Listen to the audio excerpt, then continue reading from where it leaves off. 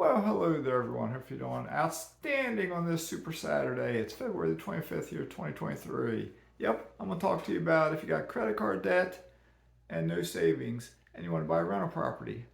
But remember, I'm not a financial advisor. I'm not a CPA. I'm not an attorney. Nothing like that. This is just suggestions on things I've read, based on what I've read, living life all these years, and investing since roughly 1990 or so, 1989, 1990, somewhere in there. So things I've learned over the years, I guess, little tricks of the trade, perhaps. Okay, so the only issue here is I don't know who you are if you're watching this. Okay, so we're all in different situations. We have different credit card debt, different types of credit cards. We live in different parts of the country. We have different cost of livings. We have different jobs we work. We have different family sizes. Somebody might be 18 years old living with their parents. Literally no expenses, but they have credit card debt. Somebody else might be 30-ish, single parent, one kid, two kids, three kids, working at McDonald's, I don't know. So we're all, someone else might just be a middle class income, husband, wife, a kid, and they have a nice house, car, and they have credit card debt. But they want to get rental property, but they got that debt hanging over them, which that debt hurts their credit score. It hurts the credit score for everybody. Okay, what do? It can be overwhelming. Trust me, I know how this is. If you have large debt over you and you think about it, it's like, oh no, it's crushing me. It's overwhelming. Okay, so what do? These are just suggestions. Okay, just things I'll throw out there. Different things I'll throw out. Okay, one, if you have credit card debt, look at what credit cards do you have. Okay, do you have a bank credit card? Do you have store credit cards? Do you have, whatever it might be, a Target credit card, a supermarket credit card, a Kohl's, whatever. Okay, there's different ways to do it. Look at them all. Look at take a piece of paper, write it down. Write down what the balances are. Write down what the interest rate is. Write down the due dates so you just know what it is, okay? Because they all might have different due dates. All right, and this is only saying if you got more than one credit card, because a lot of people get in trouble have more than one credit card, okay? So there's different ways to do it. Mathematically, statistically, financially, the best way to do it is to attack the card with the highest interest rate, okay? However, psychologically, if you have multiple debts and say one's $12,000, one's $3,000, one's $250, one's $175, psychologically, you get overwhelmed because you have so many. What about if you pay off the smallest first?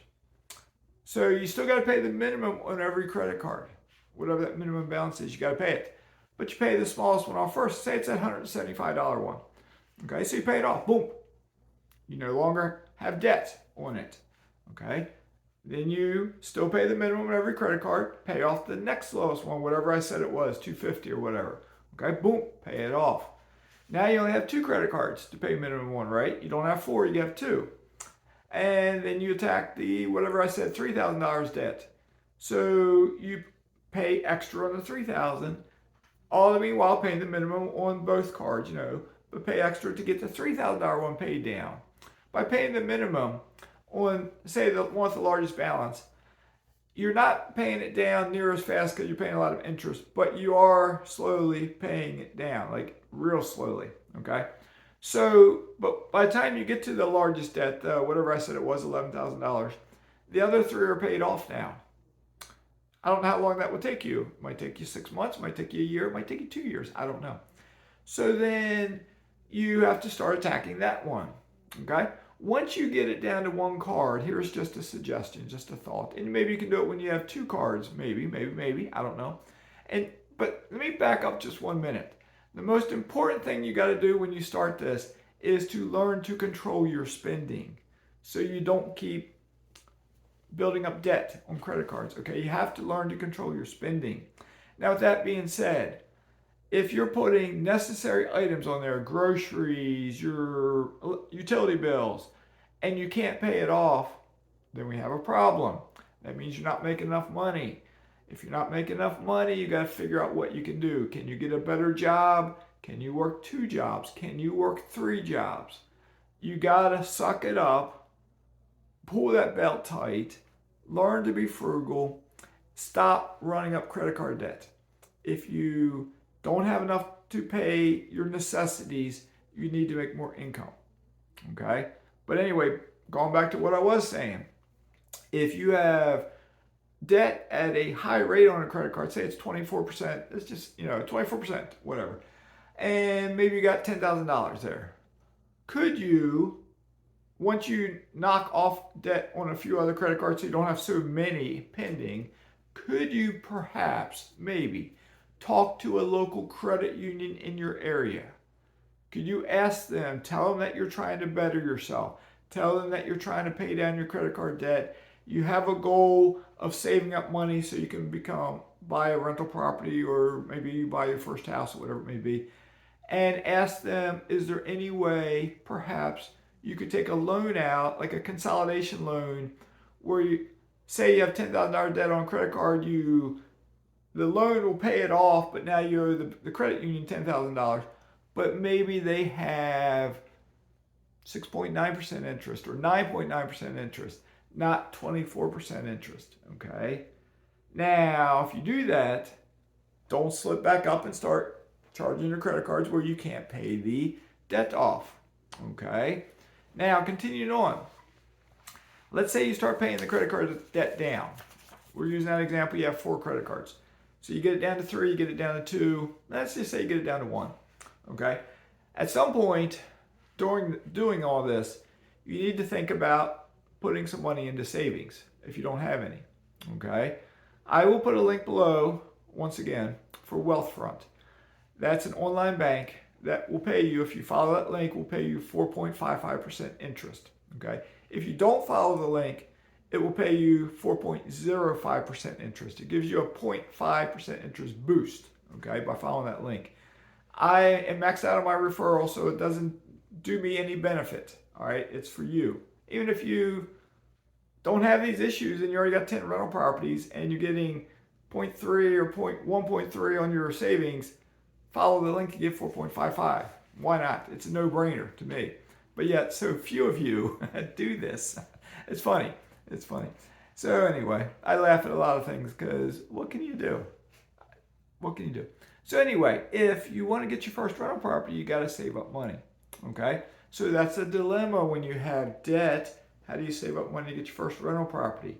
But see, when you get your first rental property, as long as you run the numbers correctly and make an intelligent buy, you start getting positive cash flow, right? It's extra money. That could help you to pay down debt. But when you have credit card debt, probably your credit score is a little bit lower, and to get a mortgage to buy a rental property, you need to pay some of that debt down to raise your credit score, and it takes time, okay? Now, when you're paying the credit card debt down, as long as you've learned self-control and you're not using those cards to charge them back up again, something to look into, because I don't know what credit card you have, is if they all show up on your credit report, your credit score, from my perspective, should rise as you pay down debt because you have, and I'll make up numbers here. Say you have 4 credit cards and your total credit limit is $25,000, okay? But you had in the beginning, I don't know, $14,000 of debt. So you only have this much allowable credit and you're not paying it off fast, so it hurts your credit score. Excuse me. But as you pay the debt down, you got it down to $11,000. You got it down to $10,000. You still have $25,000 credit card debt. So you're building up more available credit that you're not using. So in the eyes of the credit card score people, it looks a little better for you. So you might see your score incrementally go up. As you pay it down more, your score might tick up over time, not overnight, over time, okay? Once you need to get it higher, perhaps, before you can get a mortgage on a rental property. Talk to your lender and ask them, at what credit score do you get the better interest rate? They can do a soft check, perhaps, on see what your score is, and say, well, if you're at 580, and if you can get it to 620, it'll be better for you, or we can work with you then, or something, okay? And they'll give you guidance on how to help improve your credit score, okay? I'm not an expert on you and your situation, so I can't give you that personal guidance. All right. But if you start saving up money in Wealthfront, if you start slow, the interest isn't a lot, but a dollar's a dollar.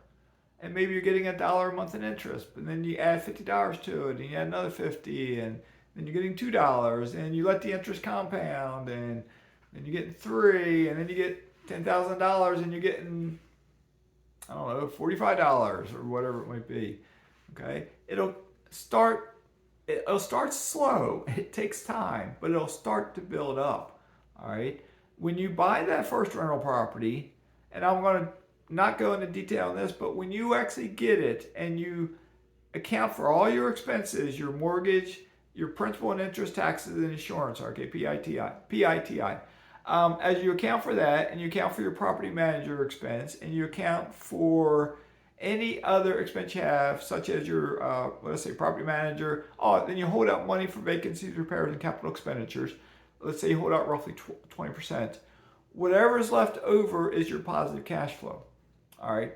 With that positive cash flow, you put it in the bank. You put it into that Wealthfront account, and it'll start building up even faster. All right. And you keep doing that as you get your first rental, as you get your second rental, you get your third. You do not improve your quality of life. You do not improve your standard of living. You save every single penny you can possibly save. You don't buy a new car. You don't buy new clothes. You suck it up, stay frugal, and eventually, and it won't take as long as what you think it might be, you'll get your second, your third, your fourth, your fifth, your sixth, your seventh. And one day you'll wake up and you'll realize, when I get my rent in now, it's, my positive cash flow, I'm putting $1,500 in the bank or $1,700 in the bank every month. And then you start realizing it's growing faster. You can buy a rental property faster. You get your debt paid down, and you will be figuring things out as you go along, okay? But you got to get started. So if you're person sitting out there and you have that credit card debt, all right, I can't tell you exactly what to do. If you email me, because my email is always in the description, I can't give you personal advice on what you can do. I can only give you general ideas, okay? Now, if you do email me, I'm behind on my emails. I'm extremely busy right now, busier than ever, okay? I will try to get back to you when I can. If I don't, and it's been a couple weeks, email me again, okay? I will get caught up eventually and get back to you, all right? But I'm getting more and more emails, but it's okay. It's okay. I'm here to help when I can. And I can only help by sharing stories and thoughts and dreams and expectations and goals of mine, okay? So hopefully this is helping somebody out there. Let me know what you think below. And I never remember to say this in the beginning anymore, but please click the thumbs up to like the video. Please subscribe. Please comment. Please share our video occasionally. All right. Thanks for watching. Stay safe in all you do. Maskies signing out.